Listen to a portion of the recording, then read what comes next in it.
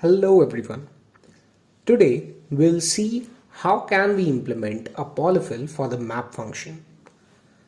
But before I start with the implementation part, there are a few questions which you should ask yourself. First, what is this polyfill?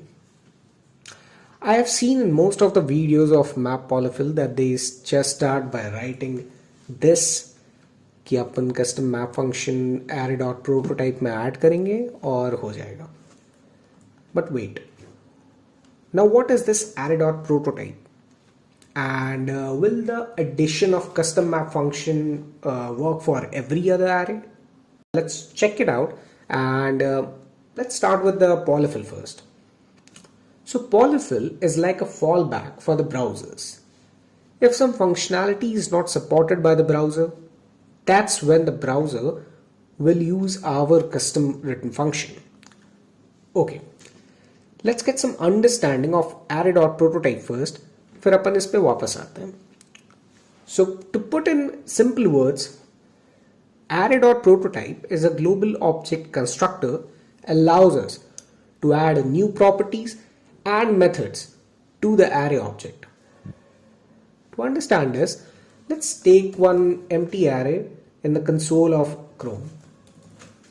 Let's name it as ARR1. Okay. Let's expand this. You see one prototype object is attached to ARR1, correct? This is the prototype object where we will find all the inbuilt array methods or functions we use in our day-to-day development life. If you expand this prototype, you'll see length, map, pop, push, all the methods of the inbuilt array methods present here. So let's do one thing. Let's try to add one variable. Let it be name to this array.prototype. Let it be Shubh. Okay. Okay. So when we console log this array1, let's see what's gonna happen.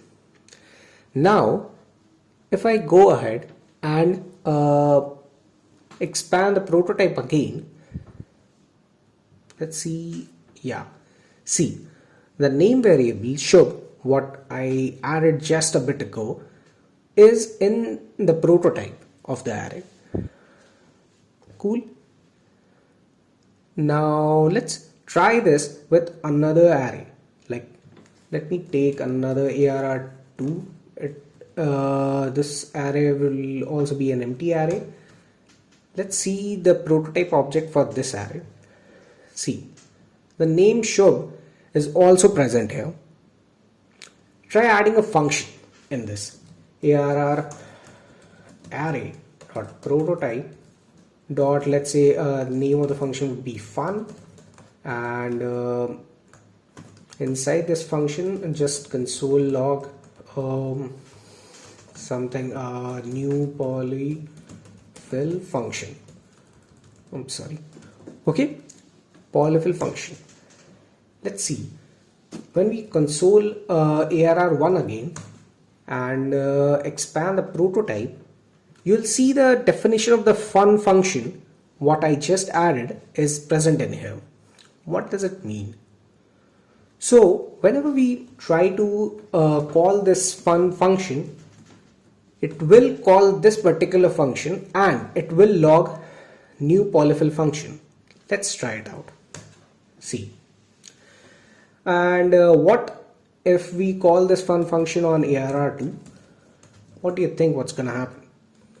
Yes, you guessed it right. It will also log new polyfill function in the console.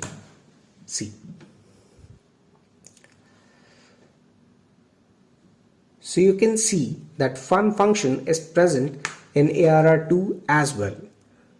So this is the main reason why we are adding this custom map function in array.prototype. And to answer the last question, Yes, it will work for every other array as well. Okay, cool.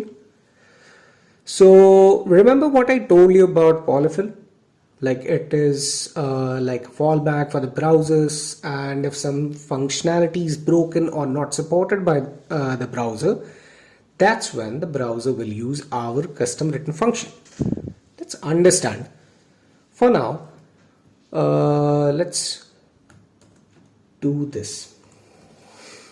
Okay, so what does it mean? It will make the map method, inbuilt map method, unsupported. Okay, and yeah, by the way, please don't do this. I'm just doing this for just to make you understand Polyfill and Array.prototype. That's it. Okay, so now since map inbuilt map property is not present, it's our job to check if there is no map method in Array.prototype, then only our custom function should kick in. Otherwise, the program should run normal. Correct? So now let's begin with our own implementation of map polyfill. In general, map method should return a new array by adding some logic to every element of the array. Correct?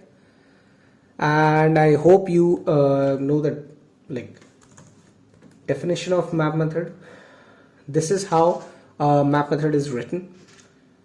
This is one array with 5 elements, and it will just go and loop through all the elements, and it will return a new array which will be multiplied by 2. For now let's comment the 12 number line until 16. Let's see what's going to be there in the log, in the console. See, all the elements of the original array have been multiplied by 2. Correct? So we need to replicate this behavior. Okay, so let's uncomment it first. Okay, so now it will go inside this if block, and we need to add our own implementation of map method. So let's start writing it. It should be a function which will return a new array. So for that, let's take one resultant array first and return that resultant array. And in between these two lines, 16 and 20, the main operation should be there. What is the main operation of map? It will loop through each and every element. So let's do that. And okay,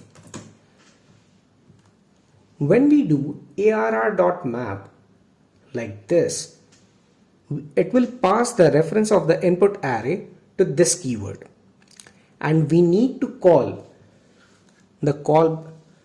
And yeah, there will be one callback function like this as argument in this function as well.